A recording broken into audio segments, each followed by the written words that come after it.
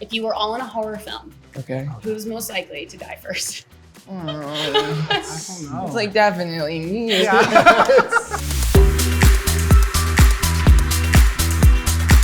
Hey friends, it's your girl Emily Curl. We're back here at our iHeartRadio headquarters hanging out with the Scarlet Opera. Can we give it up?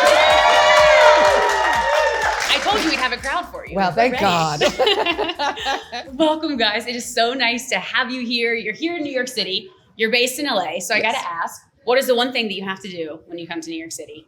Ooh, chicken parm at, what's that restaurant? Carbone? Ooh, Carbone. Did I take out your No, mouth? that's perfect. Okay, Carbone, yeah. I like carbone too. There we Thanks, go. Zach. Carbone, of course, you got to see the city, and you're going to see a lot of the city tonight because you're playing Bowery Ballroom, which is so exciting. What does this mean to you guys to play this show? Again, this is such an iconic New York City theater. It's been a couple years since we've been in New York, post-pandemic, to play a show like this, and we're nearly sold out. It just feels nice. It feels like a bit of a homecoming. And this is back after the pandemic. You've kind of made this resurgence. How are you feeling getting ready to take that stage tonight? So excited. Yeah, excited, a little nervous, if I'm being honest. Being back in New York. Last time we were here, we played Baby's All Right, and we were a little surprised that anybody showed up because this was like 4 years ago. But it was a great energy, and there were a lot of people there. So I think we're gonna be surprised with how well the energy turns out. Yeah, well, I will be there screaming front row. Yay. So I'm excited for that. That is tonight, but let's take it back a little bit and let's give the background of the band. What is the band's origin story? How did you guys meet? How did the Scarlet Opera come to be? This is mine, right? I know this is my story. You practiced, He you loves knew to you tell were the doing this story of how we met. Okay, yeah. So actually, the three of us went to college together, but we didn't. I mean, I knew him really well. We didn't know each other very well, and I was putting on a show with some people. Like I was managing acts, and Luke was the opener. Didn't think anything of it, and he got on stage with a DJ and started singing. I had this moment where I realized that he was the biggest rock star on the planet, and I was the only person that knew it. In that, at the time, it was just me. The next night, I was like, "Come get dinner with me," and he thought I was hitting on him. I thought we were in love. Stop. Yes. Yes. Yeah, I was ready to Wow. move in. Yeah. We had a girlfriend of 10 years though, so tough crowd. Yeah. So when did you find out that it wasn't love and it was actually a band? When he partnership? only ordered appetizers and no entrees. I was I very. said, this is not my man. The red flag right there. I was so Absolutely. broke, but I was like, I put on a suit though. No, I put on a appreciate suit. Yeah, I did the whole thing, and then I just said, I was like, "What do you want in music?" And he said, "I want live musicians." So took a voice memo, sent it to these two, and I called them. I said, "Hey, meet my basement 2 days." And the next time we were all there, and then Chance came around a little later. We met working at a talent agency together in an office. Oh, wow. Yeah, and he would go at lunch and work on his computer on music. And I would be like, "What is this kid doing?" Every single time. And I was eventually like, "Come join our band. Just come be a part of our You band." gotta be a part of it. Yeah. Okay, so take me back to that first moment. You guys are all in the room together and you're like, wait, I think we have something special. When did it click that this was gonna be the band? We were working on one of the first songs that I had ever written, like playing shitty guitar strings. Like I'm not very good at that, but like I wrote a song, I brought it to them. They just started fleshing it out. And as everybody got so invested in writing their own parts, I don't know, it just felt like this is what we're supposed to be natural, doing. yeah. It felt It's just- easy. yeah, it felt Very it was organic. easy. Yeah, that's how And you know. then the name, the Scarlet Opera, where did that come from? There's a backstory behind it, right? Yeah, I mean, while we were, I love how you all point to each other when you know who's gonna Yeah. take one. it had a lot to do with the music being very flamboyant and theatrical, and then also the promiscuity of nightlife that I enjoy. So a lot of the lyrical content ended up being that. And I just felt like it really highlighted what we were doing. I mean, it's so interesting too. I feel like the style, the aura, the vibes, like how long did it take for each of you to cultivate those, those different characteristics and then again, define this in the band? I feel like that's really rare. I think when we started out, and I said this before too, none of us came together being like, we're going to be this type of band. Like Right. we're a rock band, we're a pop band, we're a funk band, but everyone here has very different musical backgrounds. So I think the origins kind of came from us getting together and being like, can we write songs together and like take everyone's individual backgrounds? Like Luca comes from, pop and rock kind of world, the rock of your dad and the pop of your youth. Chance comes from like a fusion funk background, jazz as well. Danny also funk. Justin does a little bit of everything. And I was like a singer-songwriter. So we came together without any intention of being the next this. Yeah. And so it came out of that. So if an audience is just discovering your music, like what genre would you put it into? How would you describe it? I like to call it regal rock. Regal rock.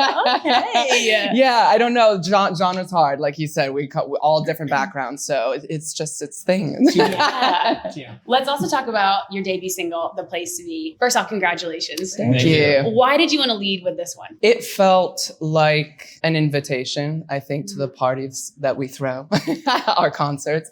It felt like the best night out with some of your best friends. And that's what we have here. So it just felt like if we were going to, introduce ourselves to the world, this was the way to do it. Yeah. So for the audience coming to see your shows, listening to your music, what can they expect on that stage in those shows? They can expect the unexpected. I think. Wow. I like that. Pomp and circumstance. A lot of sweat. Definitely an experience that transcends the record. Oh, Yeah. absolutely. Oh, Yeah. okay. It's more about the live show is Is that what you feel like is your bread and butter, is the live shows? Yeah, Oh, absolutely. live performance. That was always something that we had. I think like even early on when we were playing like very shitty gigs. Can I say shitty?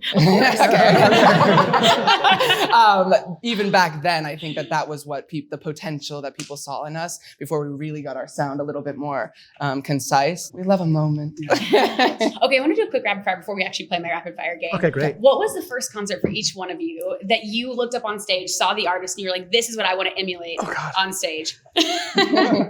You were nodding your head. I feel like you already had the answer. Already know. Yeah, I was 8 years old in Philadelphia. I got to see Britney Spears like very much during like the prime of Britney Spears. My brother had won me the tickets and my dad took me and we were way in the nosebleeds. My jaw was dropped. Everybody was dancing around us, but I was just standing still. And I remember thinking, I want to hold space like that. At first I thought you were saying you wanted to hold a snake like that. I was No. like, "She had the snake on there?" Let me be on the record to say I will never hold that reptile. Same tour, by the way. Same tour. Okay, what would you say? It was probably like In Sync. Ooh, Like okay, probably what? was like I don't know if I had that moment. I was probably very young, but I saw Rise Against, which is a band I grew up loving, at the Troubadour, and I had a moment when we were playing, looking up at the mezzanine where I was standing at like 13 years old, and we were playing, and it was a very full circle moment for me. So I think looking back, probably that moment. Yeah, let's go. I think there's two. I saw Blink-182 when I was like in high school, and it was Are you just, going to see them on this next I tour? hope so. Yeah. I mean, get us a ticket. Yeah, backstage. I don't know. And then my dad took me to see Chicago, his favorite band, and they just had a horn section. They had just this eclectic feel and a little more old school, but like it really spoke to me. So, Yeah. This is so interesting. Okay. Man, I must have been 8. Stevie Wonder at the Greek. Yeah. Just Jealous. so good. Just simply jealous. And so seeing that band so in sync, it blew my Unreal. mind. I love it. Okay. I saw the Eagles as a teen. Oh my God. It was the first time seeing this massive ensemble. They also had the horn section, all the things, and just seeing Joe Walsh's guitar work was just like Hot. Checks out. It works. Okay, I'm going to ask you a few more questions. We're going to go through this game. Now I like this rapid fire. Oh. This is who's most likely to. So I'm going to give you a scenario, and you tell me out of the band who's most likely to do that scenario. Sound good? Yes. All right. I feel like you already answered all these. There's no point to one of us. Who is most likely to take the longest to get ready? Luca, You already know, at least you're self-aware. I thought this was going to be hard. Oh, yeah. done. Who's most likely to sleep through their alarm? I know it's not you. Danny. Up at 7 a.m. Definitely. You'll take that one. You're like, okay. Who's most likely to make everyone laugh the hardest? Danny also for Yeah, differently. yeah. Maybe Danny. Unintentionally, Danny. Unintentionally. Unintentionally. Totally, completely at my expense. To be very clear. Okay, I think that's fair. Completely amazing. Okay, who's most likely to order everything for the table? Tony. He's not wrong. It's Colin 100%. Okay, if it's not Tony, it's me. But Yeah, Oh, for love sure. it. Okay. If you were all in a horror film, Okay. who's most likely to die first? I I don't know. It's like definitely me. Probably. Only of Unfortunately. like a heart attack. Yeah, Only- that's so I didn't true. even make it You to just getting bow killed. out, The guy you're said, like- well, I was gonna, but he just croaked himself. We'd be like, be quiet. And he'd be like, today? No, not I. It was like that time in the VR, the horror VR, when you I freaked ran out into and the ran wall. Wait, what happened? Yeah, I was in a VR simulation, you know those things, and I got scared and I ran. And then into me, Yeah, straight it's into me. fine. Okay, who's most likely to be on a reality TV show? God, it's And you what again. show? No, I don't know. I feel like you watch The Bachelor way more than I do. Oh my God, would you go Oh, on The so Bachelor? sorry, not the brand, not the brand. Not the brand. We're going to see you on next season. I already know. Okay, who is most likely to keep up with the newest TikTok trend? Oh, that's you. Yeah, that's me. you. Oh, So Yeah, okay, that's what you. do you love right now? Anything? I'm on puppy talk right now because I was like talking at work about being like having a dog, being a dog. dog, Dad, but it's not gonna Oh happen. my God. Well, can we shout out to Mario, who's about to get a dog too? Now we're talking about Yes. dogs. Congratulations. Okay, who is most likely to not date someone solely based on their zodiac sign? To not date someone? Yeah. I feel If you're not me, compatible. probably. Really? Astrologically. I don't care about zodiac sign. Therefore, that would not be a question I would concern myself with. Not astrology? No? I feel like No. Chance No. with the yogi. Oh, I You'd be the closest. But you're like, But yeah, yeah, you'll yeah, take yeah, it. Okay, yeah, you'll yeah. take it. Who's most likely to slide into a celeb's DMs? What, me? We're all. Yeah, you're the only single person in the band. Anyone Oh, good? yeah. Whose DMs have you slid into Oh recently? God.